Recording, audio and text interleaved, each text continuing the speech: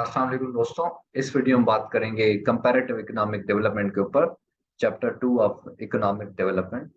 और हमारा जो कोर ऑब्जेक्टिव होगा डिस्कशन का वो ये होगा कि हम पहले तो इंडिकेटर्स डिस्कस करें जिसके थ्रू हम डेवलपिंग कंट्रीज की इकोनॉमिक प्रोग्रेस को मेजर करते हैं। और हम उसके बाद बात करेंगे कॉमन कैरेक्टरिस्टिक्स जो हैं डेवलपिंग कंट्रीज के वो क्या हैं।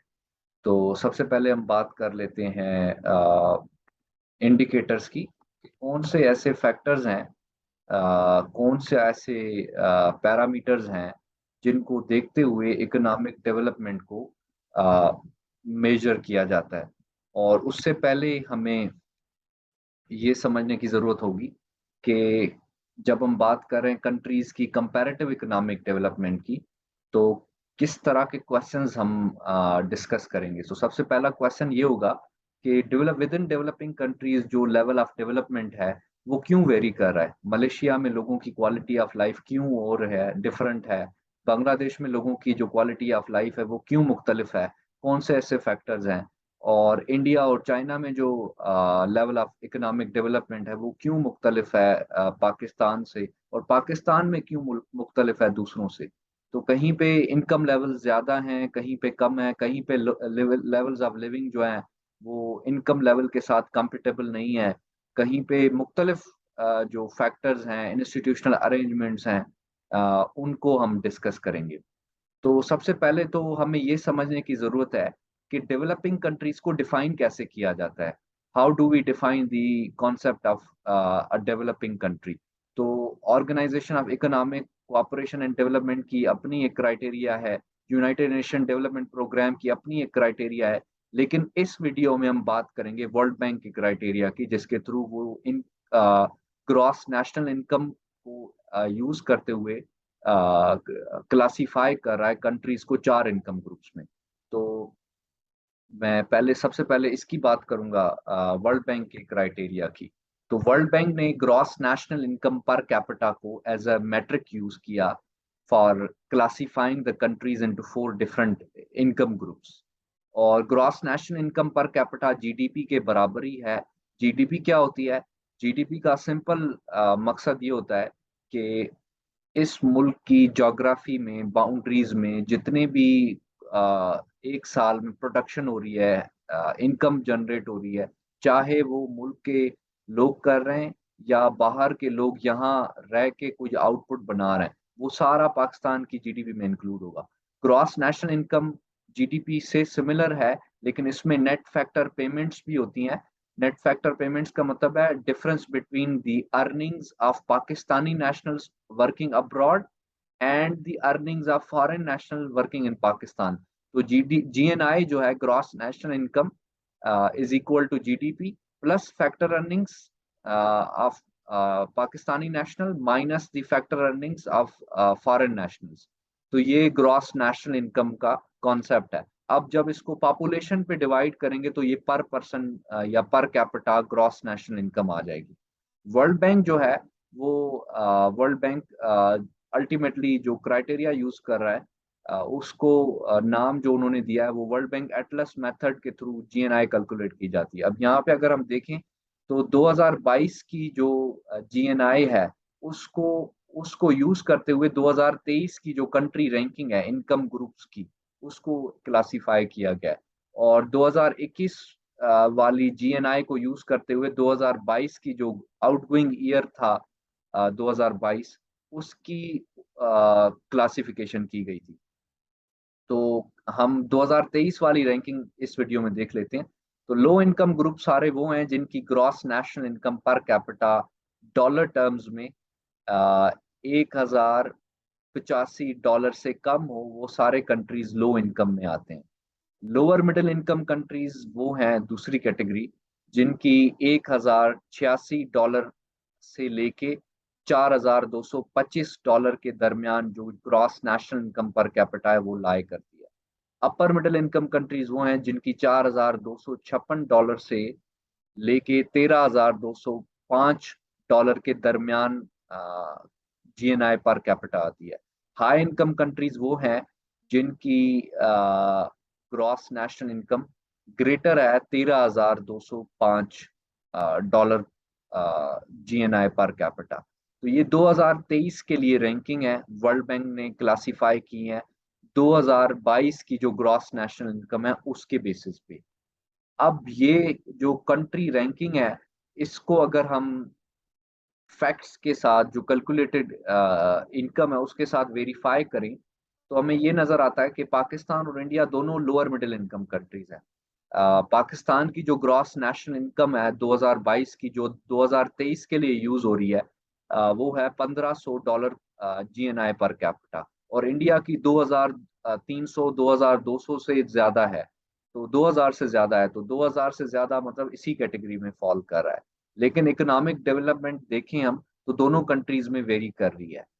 लेवल ऑफ प्रोग्रेस दोनों कंट्री का मुख्तलिफ है, और उन फैक्टर्स की हम अगली स्लाइड में बात करेंगे। चाइना जो है वो अपर मिडिल इनकम कंट्री है, क्योंकि उसकी जो gross national income per capita 2023 के लिए जो है वो 2022 वाली जो gross national income per capita है वो 11,500 से ऊपर है। तो चाइना जो है अपर मिडिल इनकम कंट्री आता है। इसी तरह सिंगापुर जो है उसकी हाई इनकम कंट्रीज में फॉल कर रहा है। तो ये कंट्रीज की क्लासिफिकेशन है जो वर्ल्ड बैंक ने की है। अब ये इनकम की क्लासिफिकेशन है, तो कोई कुछ ऐसे कंट्रीज में जो हाई इनकम, मतलब जिनकी इनकम तो बहुत ज्यादा है लेकिन लेवल ऑफ प्रोग्रेस वहां पे कम है। और कुछ ऐसे कंट्रीज हैं जिनकी इनकम कम है लेकिन level of progress, quality of life जो है वो बेहतर है। तो income is not the end, जो पिछले हम लेक्चर्स में डिस्कस कर चुके हैं कि income is not the end, but what you can do with the amount of income that you have as a nation, as an individual, will make a difference in exploring the potential. तो इसी वजह से दूसरा जो UNDP का indicator है वो human development index है, उसके ऊपर हम अगली वीडियो में बात करेंगे। अच्छा, अब हम बात कर लेते हैं कि कौन से ऐसे करेक्टरिस्टिक्स हैं जो डेवलपिंग कंट्रीज में कॉमन है, और जो उनकी डिग्री है, हर जो मतलब कौन से ऐसे करेक्टरिस्टिक्स हैं, प्रॉपर्टीज हैं, या कौन से ऐसे इश्यूज हैं जो डेवलपिंग कंट्रीज में कॉमन है लेकिन उनकी डिग्री वेरी कर रही है। तो सबसे पहला जो इशू है वो lower levels of living and productivity है। तकरीबन हर डेवलपिंग कंट्री में, अब ये वेरी कर रहा है developing country to within developing countries. तो जो डेवलपिंग कंट्री है, लेट्स से पाकिस्तान, उसमें लोगों की लेवल ऑफ इनकम कम होने की वजह से उनकी spending on health and education कम है। अब जब हेल्थ एंड एजुकेशन पे स्पेंडिंग कम है, तो उनकी जो प्रोडक्टिविटी है वो लोअर है, अर्निंग प्रोस्पेक्ट्स कम है। तो एक विशियस साइकिल क्रिएट हो जाता है, जिसमें वो लो इनकम और लो प्रोडक्टिविटी ट्रैप में होने की वजह से उनकी ओवरऑल जो लोअर लेवल्स ऑफ लिविंग है वो लोअर है। तो ये कॉमन प्रॉब्लम है डेवलपिंग कंट्रीज का। दूसरा कॉमन प्रॉब्लम क्या है डेवलपिंग कंट्रीज का, कि उनके यहाँ जो ह्यूमन कैपिटल है, ह्यूमन कैपिटल का मतलब है द स्टॉक ऑफ, मतलब combination of three things: education, health and skills. अगर पॉपुलेशन, मुल्क की पॉपुलेशन जो है उसके पास ज्यादा तालीम है, ज्यादा एजुकेशन है, मतलब बेहतर तालीम है, बेहतर हेल्थ केयर फैसिलिटीज हैं, और बेहतर स्किल है, तो वो सारे जो हैं, मतलब उस मुल्क का ह्यूमन कैपिटल बेहतर है। और ह्यूमन कैपिटल एक इनपुट है ज्यादा ग्रोथ और ज्यादा प्रोग्रेस अचीव करने के लिए। जिन सोसाइटीज में, रिच कंट्रीज में, रिच कंट्रीज की ग्रोथ का राज यही है कि उनके पास healthy, more educated and more skilled लोग हैं, जो कि अल्टीमेटली बेहतर जो प्रोडक्शन प्रोसेस है उसमें कंट्रीब्यूट कर रहे हैं, ज्यादा इनकम ले रहे हैं, क्योंकि वो स्किल्ड हैं तो ज्यादा इनकम उनको मिल रही है, और ज्यादा इनकम मिल रही है तो ultimately their living levels are better compare to poor countries. तो ह्यूमन कैपिटल जो है वो एक इम्पॉर्टेंट इनपुट है हाई ग्रोथ अचीव करने का। और डेवलपिंग कंट्रीज में ये जो इनपुट है, इसकी लेवल्स जो है वो लोअर है, क्योंकि स्टेट की spending on health and education जो है वो कम है। और कम होने की वजह से कहीं कम है कहीं ज्यादा है, लेकिन जो है ये वेरी कर रहा है। जो डिस्पेरिटी है with in human capital across the developing countries, वो उनके ग्रोथ या प्रोग्रेस की वेरिएशन को एक्सप्लेन कर रही है। तीसरा फैक्टर है higher levels of inequality and poverty. जो डेवलपिंग कंट्रीज हैं उनमें इनइक्वालिटी और पावर्टी ज्यादा है। इनइक्वालिटी का मतलब है the difference between the income of rich and poor. जितना गैप ये ज्यादा होगा उतनी लेवल ऑफ इनइक्वालिटी ज्यादा होगी। और पावर्टी का मतलब ये है कि मिनिमम जो इन लेवल ऑफ इनकम है, बेसिक फूड या बेसिक नेसेसिटीज अवेल करने के लिए जो मिनिमम लेवल ऑफ इनकम है, वो अगर ज्यादा लोगों के पास नहीं है तो वहाँ एब्सोल्यूट पॉवर्टी होगी। और inequality and poverty ultimately growth को डिस्टॉर्ट करती हैं। बहुत सी रिसर्च स्टडीज हैं कि अगर आप एक्सक्लूडेड सेक्शंस को पुअर लोगों के ऊपर रीडिस्ट्रीब्यूट करेंगे इनकम को और उनको अपलिफ्ट करेंगे, तो आपकी ओवरऑल नेशनल प्रोग्रेस और डेवलपमेंट जो है वो बेहतर हो जाएगी। चौथा जो फैक्टर है वो हायर पॉपुलेशन ग्रोथ रेट्स का है। डेवलपिंग कंट्रीज में पॉपुलेशन ग्रोथ रेट्स ज्यादा तेज हैं कंपेयर टू रिच कंट्रीज। जब इंडस्ट्रियलाइजेशन हो रही थी 1800 में, तो ज्यादातर पॉपुलेशन ग्रोथ जो है वो यूरोपियन कंट्रीज में हुई थी। अब जब वो इंडस्ट्रियलाइजेशन से वो कंट्रीज इंडस्ट्रियलाइजेशन अचीव करने के बाद जो है उनके यहाँ पॉपुलेशन ग्रोथ रेट्स कम हो गए, और आज जो पॉपुलेशन ग्रोथ है वो सारी की सारी कंसंट्रेटेड है डेवलपिंग कंट्रीज में। तो डेवलपिंग कंट्रीज ही शामिल होते हैं जिनकी फास्टर पॉपुलेशन ग्रोथ रेट्स हैं। और पॉपुलेशन ग्रोथ रेट फास्टर होने का नुकसान ये है कि उन कंट्रीज की अगर ग्रोथ ओवरऑल इकोनॉमिक प्रोग्रेस के जो बेनिफिशरीज हैं, अगर पॉपुलेशन तेजी से बढ़ रही है लेकिन रिसोर्सेज का ग्रोथ रेट ओवरऑल तेजी से नहीं बढ़ रहा, तो ओवरऑल जो पॉपुलेशन है उनके लिविंग लेवल उतनी तेजी से बेहतर नहीं हो सकते। तो यही वजह है रिच कंट्रीज ने अपनी पॉपुलेशन ग्रोथ रेट्स को कंट्रोल किया हुआ है, ताकि जो रिसोर्सेज हैं वो ज्यादा से ज्यादा लोग जो हैं वो उसको यूटिलाइज करके नेशनल इकोनॉमिक प्रोग्रेस में भी कंट्रीब्यूट कर सकें और पर्सनल जो वेलफेयर है उसको भी इंजॉय कर सकें। दूसरा जो मेजर इशू है डेवलपिंग कंट्रीज में वो डिपेंडेंसी बर्डन का है। यंग वर्किंग एज जो पॉपुलेशन है उनको सपोर्ट करना पड़ता है एजड लोगों को 65 से ज्यादा, और चिल्ड्रन की जो अ, मतलब चिल्ड्रन और जो एजड लोग हैं उनका नंबर क्वांटिटी ज्यादा होने की वजह से डिपेंडेंसी बर्डन है। और डिपेंडेंसी बर्डन जो है वो इट्स एन इंडिकेशन कि यंग लोगों को अपनी इनकम जो है वो शिफ्ट करनी पड़ रही है। उसके बाद जो मेन फैक्टर है which is also one of the key factor, वो है ग्रेटर सोशल फ्रैक्शनलाइजेशन के सोशल लिंग्विस्टिक और एथनिक बेसिस पे जो डिविजन्स हैं वो डेवलपिंग कंट्रीज में ज्यादा है। और अक्सर इन डिविजन्स की वजह से एथनिक जो स्ट्राइफ हैं, एथनिक जो कन्फ्लिक्ट्स हैं वो कम्युनिटीज में ज्यादा होते हैं, और उन इन कॉन्फ्लिक्ट्स की वजह से जो स्टेट की एनर्जीज हैं वो ज्यादा जो है मतलब अक्सर बाज़ औक़ात मतलब इतने सिवियर कॉन्फ्लिक्ट्स हो जाते हैं कि स्टेट को अपनी एनर्जीज ग्रोथ प्रोसेस से शिफ्ट करके उन कॉन्फ्लिक्ट्स को के ऊपर जो है रिसोर्सेज स्पेंड करने पड़ते हैं। और इसी वजह से ये जो सोशल फ्रैक्शनलाइजेशन है ये डेवलपिंग कंट्रीज के प्रोसेस को बेहतर बनाने के बजाय उनको स्लो डाउन कर रही है। और यही सोशल फ्रैक्शनलाइजेशन कनाडा में, यूनाइटेड स्टेट्स में क्रिएटिविटी और डाइवर्सिटी के थ्रू ये जो है डिफरेंट जो एथनिक ग्रुप्स हैं उनके लोगों को उन्होंने ऐसे चैनलाइज किया हुआ है, इतना अच्छा मैनेज किया हुआ है कि उस डिफरेंट डाइवर्सिटी होने की वजह से वहाँ क्रिएटिविटी ज्यादा है, क्रिएटिविटी ज्यादा होने की वजह से वहाँ पे ओवरऑल प्रोग्रेस और डेवलपमेंट ज्यादा है। Larger rural population but rapid rural to urban migration. Developing countries में रूरल पॉपुलेशन ज्यादा है लेकिन रूरल टू अर्बन माइग्रेशन भी बहुत ज्यादा है, और उसकी वजह से जो रूरल एरिया में जो एग्रीकल्चरल फार्मिंग है उसका प्रोपोर्शन श्रिंक होता जा रहा है, और जो माइग्रेंट्स हैं वो अर्बन एरिया में जाके सेटल हो रहे हैं। और पुराने डेटा के मुताबिक, जो टुडेरो की किताब है उसके मुताबिक 50% जो दुनिया के लोग हैं वो अर्बन एरिया में माइग्रेट कर चुके हैं। तो ये भी बड़ा एक कॉमन फैक्टर है जिसके ऊपर रीथिंक करने की जरूरत है। चाइना ने इवन दो प्रोग्रेस तो अचीव कर ली, लेकिन रूरल से अर्बन माइग्रेशन के बाद भी रूरल एरिया की जो रूरल इकोनॉमी है उसको नहीं छोड़ा, उसको इंटैक्ट रखा, क्योंकि they knew that without having a better rural economy, urban economy cannot progress, because rural economy is a source of uh, uh, like producing food and agriculture items.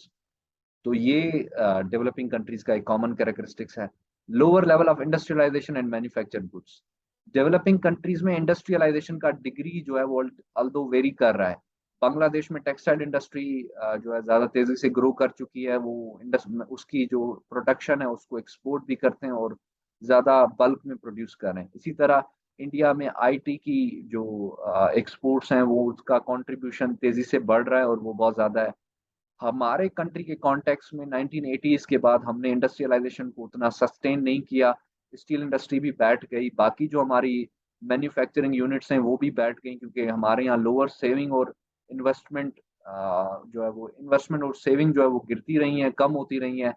और lower saving और investment की वजह से हम उतना capital जो है ना, फिजिकल कैपिटल ना ही ह्यूमन कैपिटल उतनी तेजी से बेहतर जो है वो अपग्रेड कर सकें, जिसकी वजह से हमारे यहाँ उतनी इंडस्ट्रियलाइजेशन नहीं हो सकी और हम उतने मैन्युफैक्चर गुड्स नहीं बना के नहीं एक्सपोर्ट कर सके, तभी हमारा जो इकोनॉमिक डेवलपमेंट प्रोसेस है वो स्लोअर है। एडवर्स ज्योग्राफी, एडवर्स ज्योग्राफी का मतलब ये है कि कंट्री इक्वेटोरियल कंट्री है, नॉर्थ पोल पे आता है, साउथ पोल पे आता है। अक्सर ये मिसपरसेप्शन है कि जो नॉर्थ पोल की कंट्रीज है उनकी लेबर जो है वो ज्यादा प्रोडक्टिव होती है, या फिर जो इक्वेटोरियल कंट्रीज हैं वो ज्यादा गर्म होते हैं, वहाँ ट्रॉपिकल डिजीजेज होते हैं और मलेरिया और इस तरह की बीमारियां ज्यादा होती हैं, तो वहाँ प्रोग्रेस स्लोअर है। तो इक्वेटोरियल कंट्रीज में ही एक कुछ केसेस हैं एशिया में, जिस तरह सिंगापुर है, वो एक वर्टिकल कंट्री है लेकिन उसकी प्रोग्रेस जो है वो रिच कंट्रीज के इक्विवेलेंट है और वहाँ क्वालिटी ऑफ लाइफ भी बहुत ज्यादा बेहतर है। इसी तरह पाकिस्तान के पास भी सी पोर्ट्स हैं, एक कोस्टल एरिया है जिसको यूज करते हुए पाकिस्तान जो है ग्रोथ अचीव कर सकता है compare to land lock countries like Kazakhstan, Tajikistan, Turkmenistan and countries like these. तो geography is not the destiny. कुछ कंट्रीज के लिए ज्योग्राफी जो है एज अ इंडिकेटर उनकी डेवलपमेंट प्रोग्रेस को अच्छे से एक्सप्लेन कर रहा है। कुछ कंट्रीज जो है ज्योग्राफी से बियॉन्ड जो है वो डेवलपमेंट अचीव कर चुके हैं। अंडर डेवलप्ड मार्केट्स जो हैं ये भी क्योंकि मार्केट्स अंडर डेवलपमेंट होगी तो इकोनॉमी में ओवरऑल रिसोर्स एलोकेशन बेहतर नहीं होगी, और जब रिसोर्स एलोकेशन नहीं बेहतर होती तो इसका मतलब है मिस एलोकेशन ऑफ रिसोर्सेज की वजह से ओवरऑल इनएफिशिएंसी क्रिएट होती है, और वो ओवरऑल इनएफिशिएंसी की वजह से रिसोर्सेज या तो वेस्ट होते हैं या अंडर यूटिलाइज रहते हैं, और अंडर यूटिलाइजेशन की वजह से ओवरऑल आपकी जो ग्रोथ है वो प्रोग्रेस स्लो हो जाती है। तो कौन से ऐसे फैक्टर्स हैं जो अंडर डेवलप्ड मार्केट्स को एक्सप्लेन कर रहे हैं? Number one, incomplete information. जब बायर और सेलर्स के पास इनकम्प्लीट इंफॉर्मेशन होगी तो मार्केट फेल हो जाएगी, एक्सटर्नैलिटीज की वजह से मार्केट फेल हो जाएगी। और दूसरा, प्रॉपर्टी राइट्स को इनेक्ट करने का या प्रॉपर्टी राइट्स को इन्फोर्स करने का मैकेनिज्म नहीं होगा, कोई इंस्टीट्यूशनल फ्रेमवर्क मिसिंग होगा, तो इनोवेशन नहीं होगा क्योंकि लोगों का इनोवेशन प्रोटेक्टेड नहीं होगा, और प्रॉपर्टी राइट के थ्रू ही लोगों का इंसेंटिवाइज करके उनके इनोवेशन को प्रोटेक्ट किया जाता है। Without innovation there is no growth. तो there should be strong need of enforcing property right system, जो कि लॉ एंड ऑर्डर के बगैर नहीं हो सकता। तीसरा, डेवलपिंग कंट्रीज के मार्केट्स जो है अंडर डेवलप्ड हैं because they don't have the right kind of infrastructure, whether it is road infrastructure, transport infrastructure और कम्युनिकेशन इंफ्रास्ट्रक्चर, जो कि उनकी ओवरऑल ट्रेड एंड जो इकोनॉमिक एक्टिविटी है उसकी कॉस्ट को लोअर कर सके।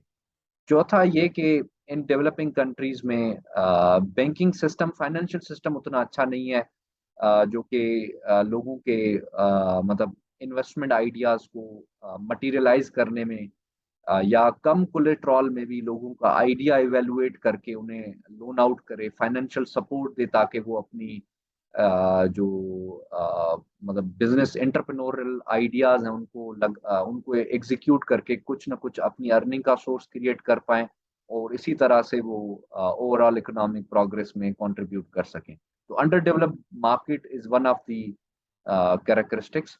लास्ट जो है वो बड़ा इम्पोर्टेंट कैरेक्टरिस्टिक है डेवलपिंग कंट्रीज की, जो मतलब कॉमन प्रॉब्लम है, वो ये है कि कॉलोनियल लेगेसी का मतलब ये है कि वो जो कॉलोनाइजर्स थे उन्होंने जो लेगेसी छोड़ी है अपनी सारी कॉलोनीज में, जितने भी डेवलपिंग कंट्रीज कॉलोनीज रही हैं, उनको किसी न किसी तरह जो मौजूदा रूलिंग एलीट है उन डेवलपिंग कंट्रीज की, वो अभी भी प्रैक्टिस कर रही है। उसी तरह के इंस्टीट्यूशंस अभी भी हैं जो वेल्थ की एक्सट्रैक्शन को ज्यादा मतलब तरजीह दे रहे हैं कंपेयर टू वेल्थ की प्रोडक्शन को, और उन्होंने ऐसे इदारे, ऐसे कानून, ऐसे सोशल नॉर्म्स और वैल्यूज अभी भी इंटैक्ट रखे हुए हैं जो कि आम आवाम तक प्रोग्रेस को पहुंचने नहीं दे रहे, और इसी वजह से जो है उन कंट्रीज का इंस्टीट्यूशनल स्ट्रक्चर जो है वो एक्सट्रैक्शन के ऊपर बेस करता है rather than production and construction, और इसी वजह से उन कंट्रीज की लेवल ऑफ इकोनॉमिक प्रोग्रेस जो है वो स्लोअर है। Thank you so much.